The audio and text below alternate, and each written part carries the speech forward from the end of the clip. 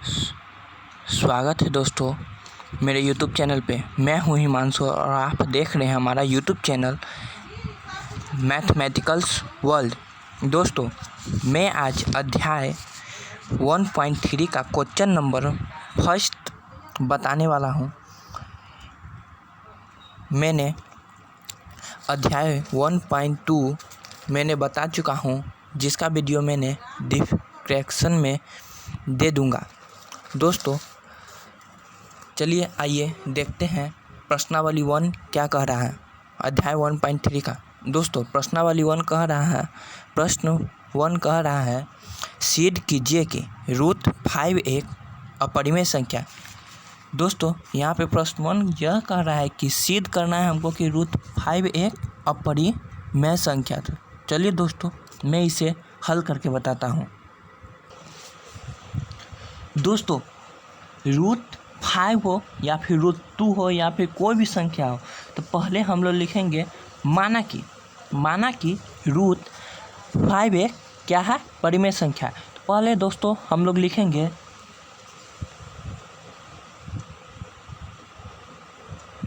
माना कि √5 एक परिमेय संख्या है।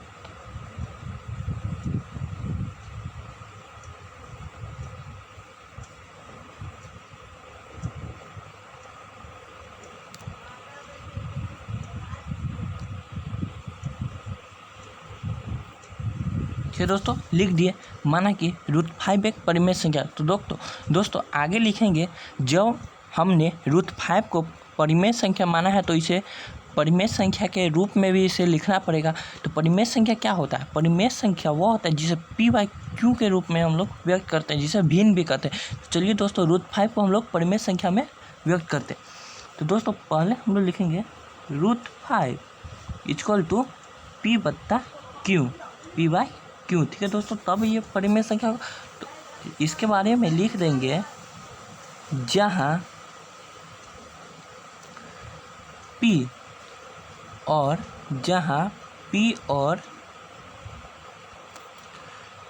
q क्या है, सअभाज्य संख्या। जहाँ p और q सअभाज्य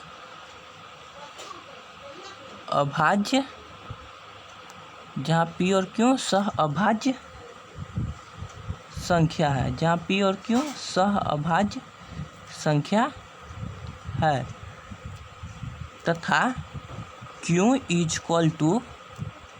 नॉट 0, जहाँ q 0 के बराबर नहीं हो। ठीक है दोस्तों, अब आप लोग सोच रहे होंगे कि यहाँ के p और q सअभाज्य संख्या है। यहाँ पे हम लोग p और q सअभाज्य संख्या क्या होता है?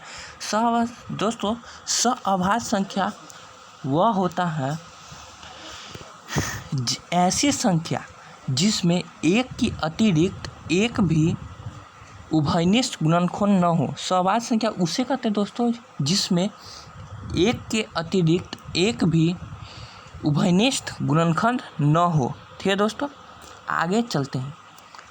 आगे लिखेंगे दोनों तरफ वर्ग करने पे। क्या है दोस्तों? दोनों तरफ वर्ग कर देंगे। ठीक है दोस्तों, तो दोनों तरफ वर्ग करेंगे यानी कि √5 का स्क्वायर तथा p/q का स्क्वायर। ठीक है दोस्तों, यहाँ पे लिख देंगे दोनों तरफ वर्ग करने पर,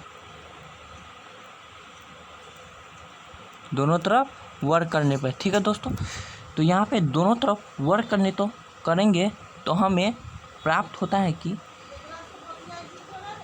5 = p²/q²। क्योंकि आप लोग सोच रहे हैं कि यहाँ पे √5 का स्क्वायर किए तो 5 कहाँ से है।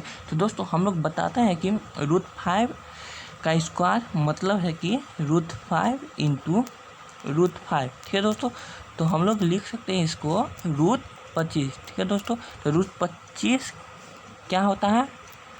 √25 बराबर होता है 5। इसलिए दोस्तों √5 का स्क्वायर किए तो 5 है। ठीक है दोस्तों, आप लोग ये समझ गए। मैं इसे इरेज कर देता हूँ।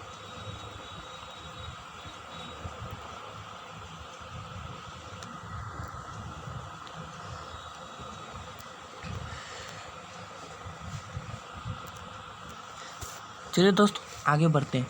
आगे यहाँ पे दोस्तों स्पेस नहीं है, इसलिए अगले पेज में चलते हैं। ठीक है दोस्तों, यहाँ पर क्या था, वहाँ हमारा दोनों तरफ वर्क करने पे क्या आया था हमारा 5 इक्वल टू, सॉरी दोस्तों 5 इक्वल टू पी स्क्वायर भागा क्यू स्क्वायर। दोस्तों इसके नीचे कुछ नहीं तो यहाँ पे एक लिखेंगे, इसको कैचिया गुना करेंगे। ठीक है दोस्तों, इसको कैचिया गुना करेंगे तो 5 को क्यू स्क्वायर से गुना करेंगे तो क्या आएगा 5 क्यू स्क्वायर। ठीक है दोस्तों, बराबर 1 को पी से गुना करेंगे तो पी स्क्वायर गुना करेंगे तो पी स्क्वायर आएगा। ठीक है दोस्तों, अब यहाँ क्यू स्क्वायर लिख दें। ठीक है दोस्तों, यह 5 गुना में और उधर चल जाएगा, बराबर के उधर चल जाएगा तो क्या हो जाएगा भागा में आ जाएगा। जब यहाँ गुना में तो बराबर के उधर जाता है तो भागा में आ जाएगा, तो क्या लिखेंगे पी स्क्वायर भागा 5। ठीक है दोस्तों, इसको मान लेंगे समीकरण 1। ठीक है दोस्तों, समीकरण 1 मान लेंगे। ठीक है दोस्तों, और यहाँ पे लिखेंगे पी स्क्वायर 5 से क्या है विभाजित है, पी स्क्वायर 5 से विभाजित है। ठीक है दोस्तों, तथा पी भी 5 से विभाजित। ठीक है दोस्तों, आप लोग समझिए पी भी 5 से विभाजित है, तो लिखेंगे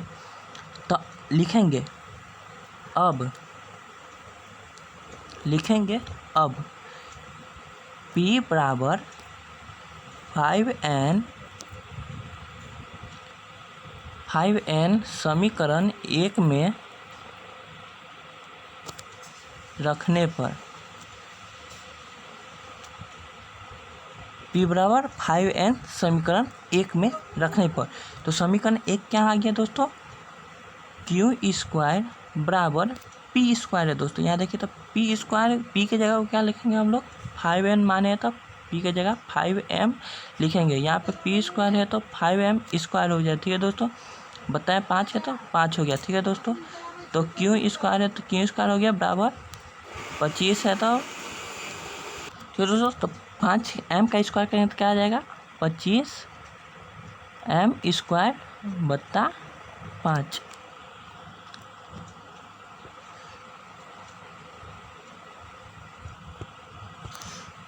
दोस्तों ऊपर क्या आया था हमारा क्यू स्क्वायर बराबर 5m का स्क्वायर करें तो क्या आ जाएगा 25m स्क्वायर बत्ता 5।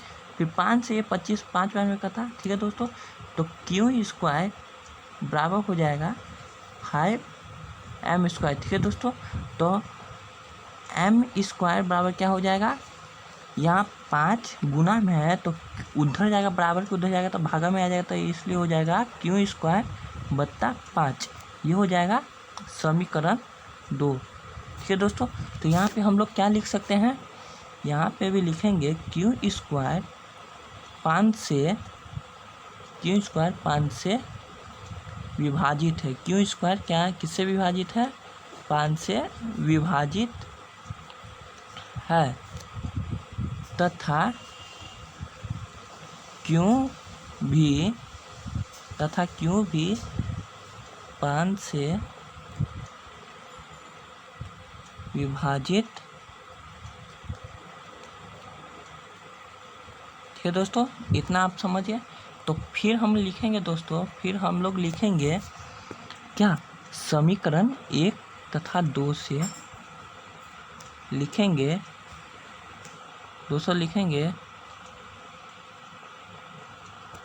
सॉरी दोस्तों, यहाँ पे लिखेंगे समीकरण 1 तथा 2 से हमें पता चलता है कि √5 एक अपरिमेय संख्या है।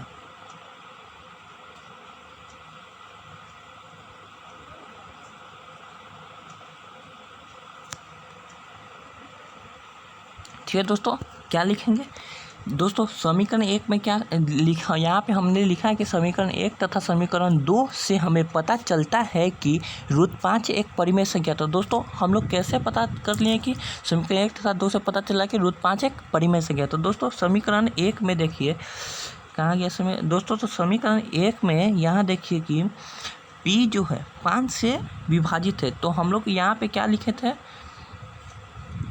दोस्तों? हम लोग यहाँ पे लिखे थे कि P और Q सअभाज्य संख्या, यानी कि P को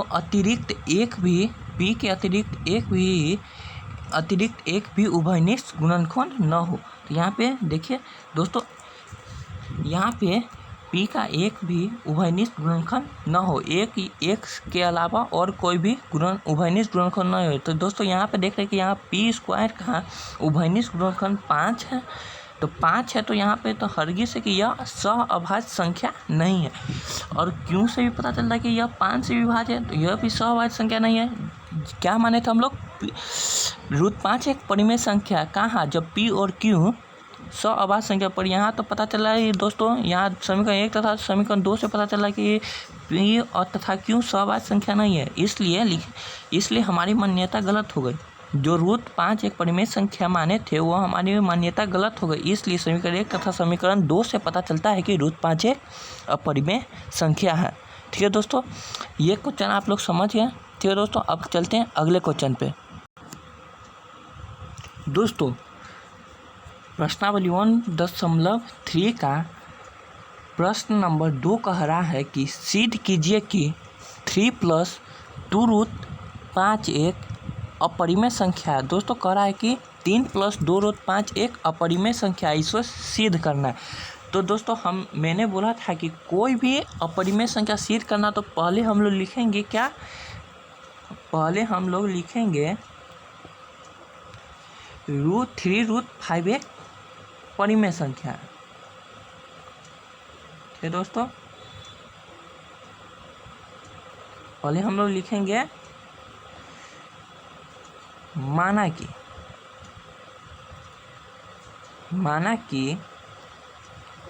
3 + 2√5 एक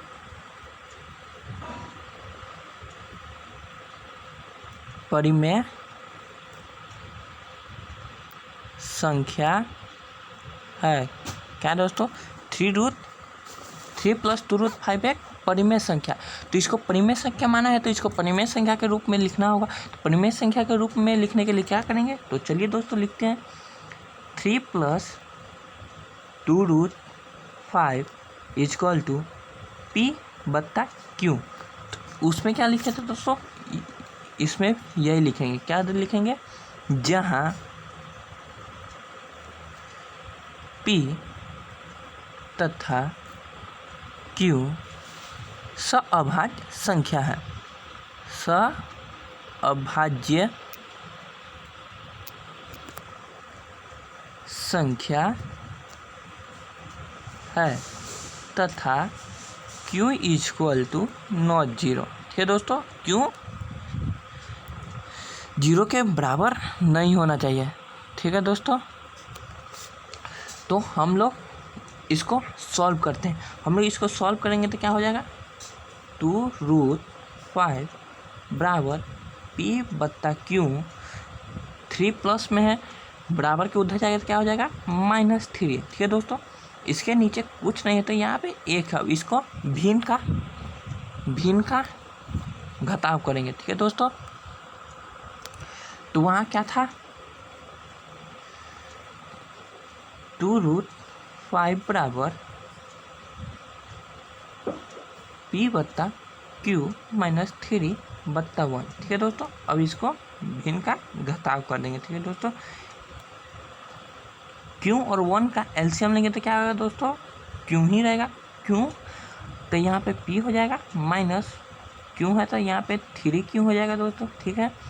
तो यहाँ पे हो जाएगा, यहाँ पे ये हो गया दोस्तों। यहाँ पे लिखेंगे यहाँ P माइनस 3Q बट्टा Q एक परिमेय संख्या है। क्या दोस्तों, एक परिमेय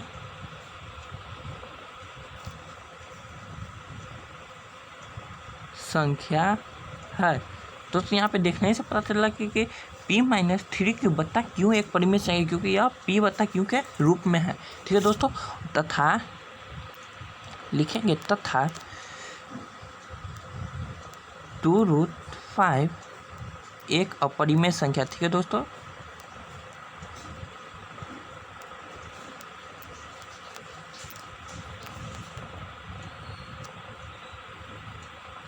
यहाँ पे हम लोग क्या लिखा है, यहाँ P माइनस 3Q एक परिमेय संख्या है तथा 2√5 एक अपरिमेय संख्या। तो दोस्तों यहाँ पे परिमेय संख्या बराबर है, अपरिमेय संख्या बराबर है परिमेय संख्या। दोस्तों यह असंभव है, क्योंकि अपरिमेय संख्या कभी बराबर नहीं होता है परिमेय संख्या के। तो दोस्तों यहाँ पे लिखेंगे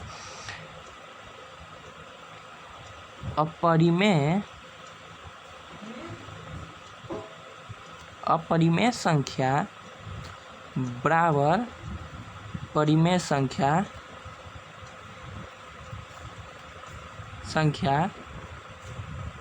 यह अपरिमेय संख्या बराबर परिमेय संख्या कभी नहीं होता है। तो क्या लिखेंगे, अपरिमेय संख्या बराबर परिमेय संख्या के असंभव है। क्या है, असंभव है, ठीक है दोस्तों।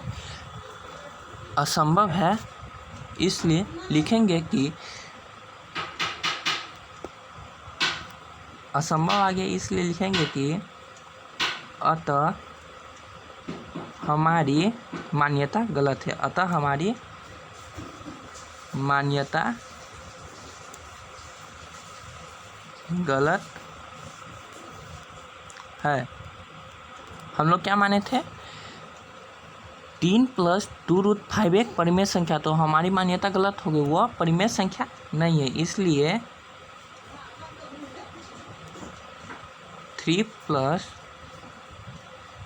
2√5 एक अपरिमेय संख्या है। क्या है, अपरिमेय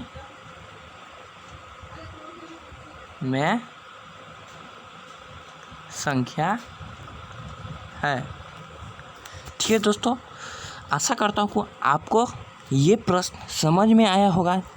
तो दोस्तों आपको ये प्रश्न समझ में आया तो इस वीडियो को लाइक, सब्सक्राइब और शेयर जरूर करें, और तथा कमेंट करके बताएं कि आपको यह प्रश्न का हल कैसा लगा, ठीक है दोस्तों। अब हम लोग आपको अगले वीडियो में प्रश्नावली 1.3 का प्रश्न नंबर 3 का हल बताएंगे। तब तक के लिए दोस्तों जय हिंद, जय भारत।